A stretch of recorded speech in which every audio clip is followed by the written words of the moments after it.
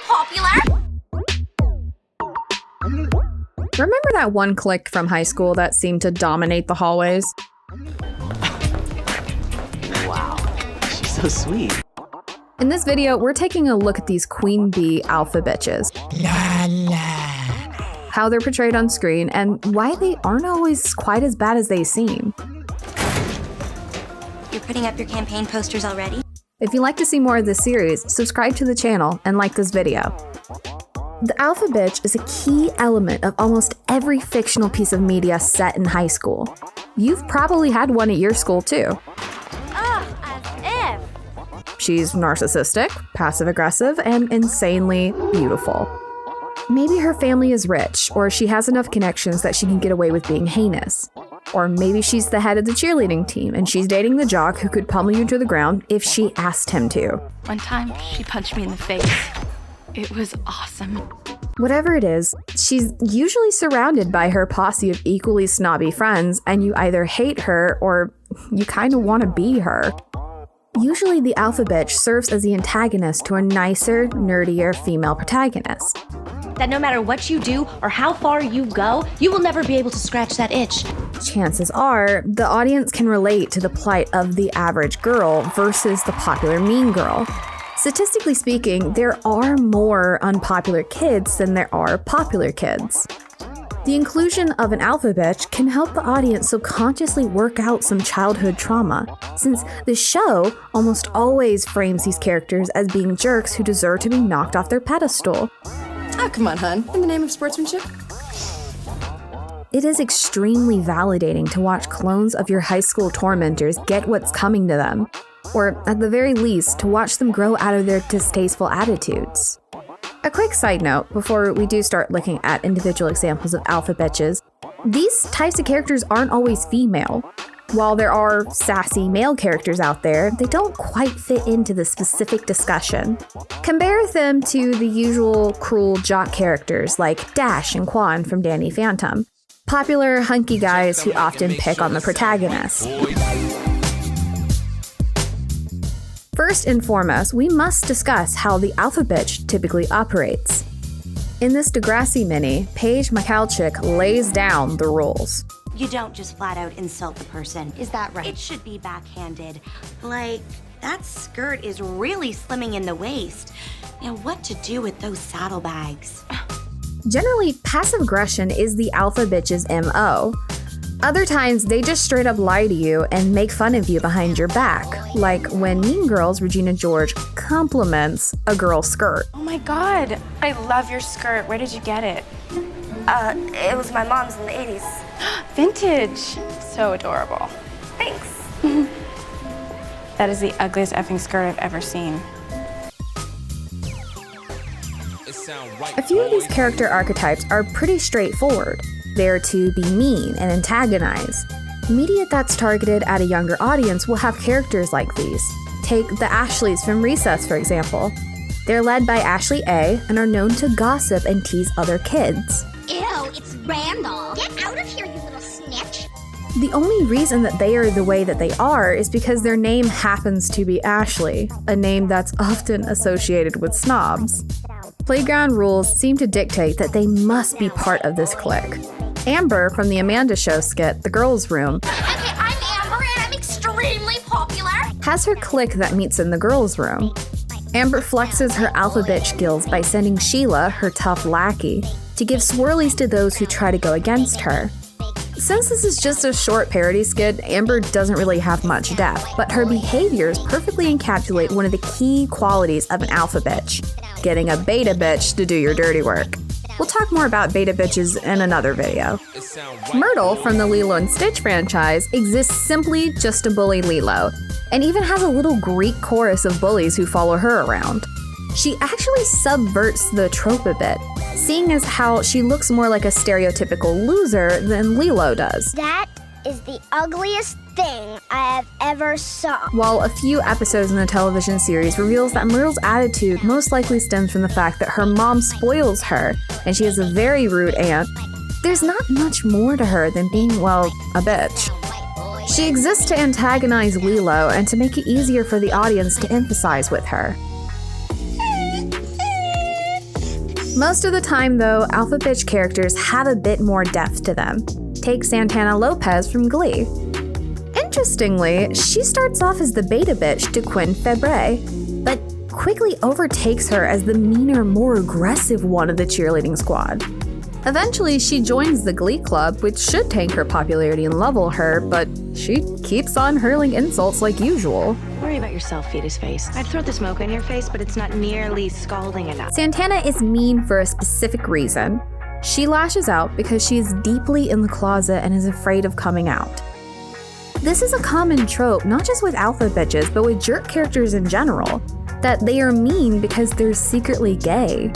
Although, weirdly enough, even after Santana comes out and openly dates her fellow cheerleader Brittany, she still stays pretty bitchy.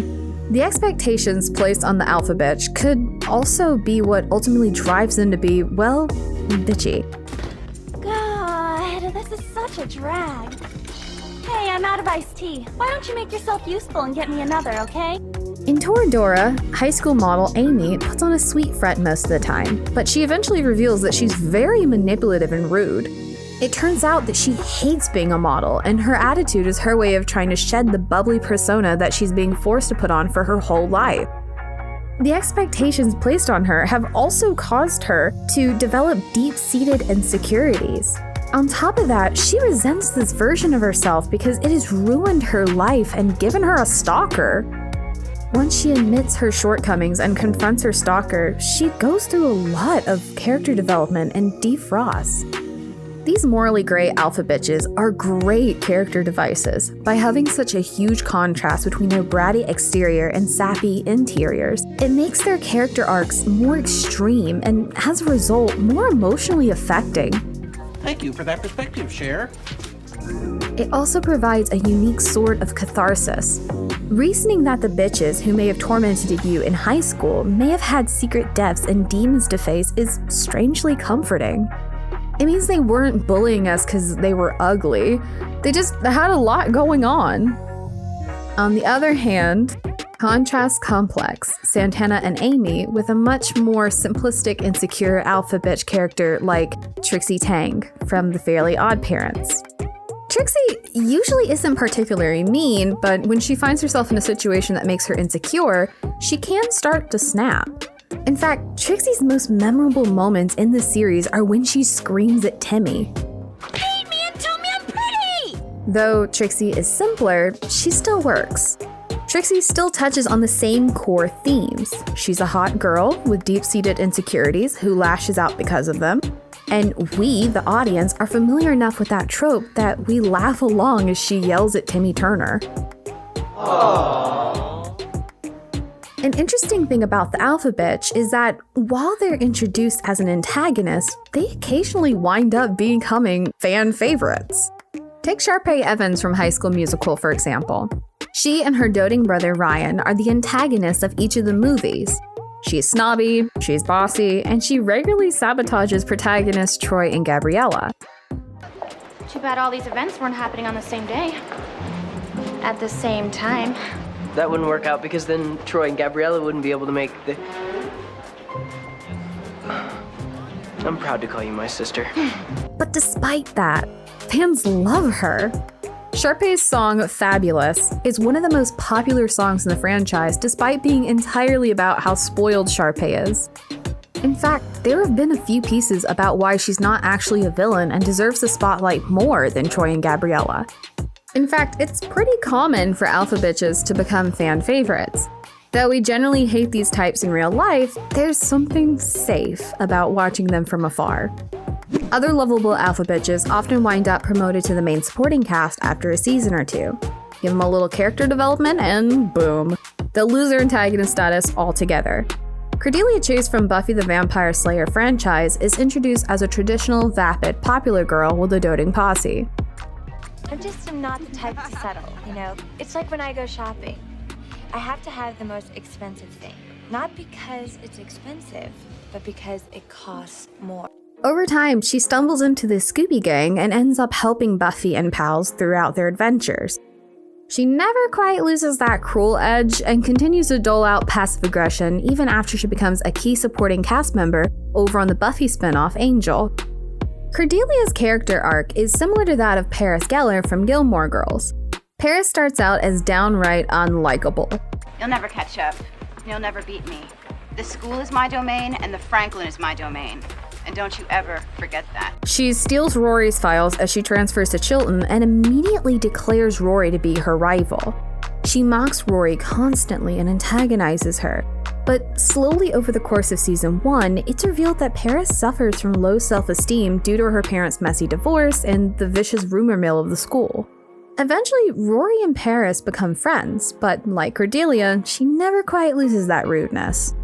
Meanwhile, characters like Kate Sanders from Lizzie McGuire never quite make the main cast roster, but they do wind up redeeming themselves over time. Kate used to be Lizzie's best friend, but decided she was too cool for Lizzie and opted to become an alpha bitch instead. She bullies plenty of people at school, often by pretending to be nice while pulling a prank. At one point, Lizzie herself tells Kate off, giving the audience that perfect dose of revenge. By the time the Lizzie McGuire movie comes around, Kate has made peace with Lizzie and helps her prepare for her concert. Kate even becomes a shipper on deck for Lizzie and Gordo. Character development for the alpha bitches is often achieved through tragedy. The teen soap opera Degrassi is excellent at throwing their popular girl characters through the ringer and turning them into lovable bitches. Paige is a great example. At Degrassi, I was known for making girls cry with nothing more than an evil eye or a snort.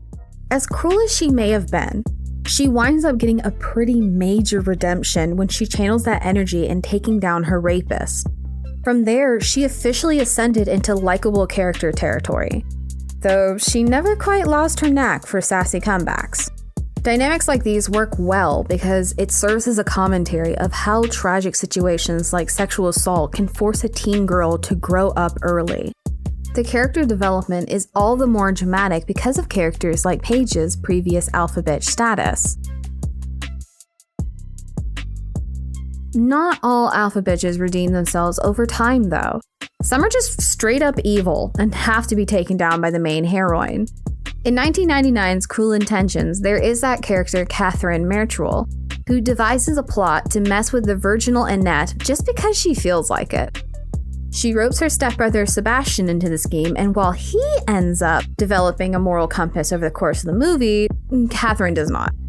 She keeps up her calculated image of being the perfect student, all while continuing to be cruel. I'm the Marsha f***ing Brady of the Upper East Side, and sometimes I want to kill myself. By the end of the film, those who know her true nature are completely fed up with her. They find Sebastian's journal, which reveals Catherine's evil in full, and disperse the journal among their entire school.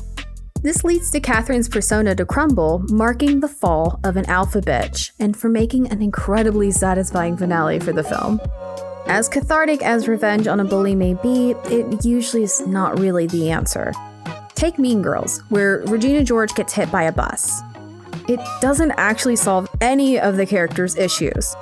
It doesn't undo her bullying or even change Regina's behavior much. An even more extreme example of revenge gone wrong can be found in the 1989's film Heathers. Heather, why can't we talk to different kinds of people? Fuck me gently with the chainsaw.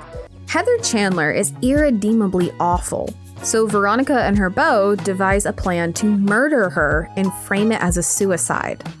While they succeed in killing Heather, they also accidentally end up making her even more popular in death. Now everyone thinks she was an alpha bitch with death instead of just being a regular cruel alpha bitch. On top of that, a new alpha bitch sprouts up in her place, the former beta bitch, Heather Dew. As you can see, the alpha bitch takes many forms. They may be there to serve up some placeholder revenge for those who were bullied in high school, since their undoing can be super cathartic. Or they might be there in an attempt to analyze what made our bullies the way that they were. Or they might just be evil, and so the writers can flex their ability to write snappy comebacks. Either way, they're a staple in fiction and rife with potential for analysis. What type of alpha bitch do you like the best? Are there any that we've missed? Let us know in the comments below.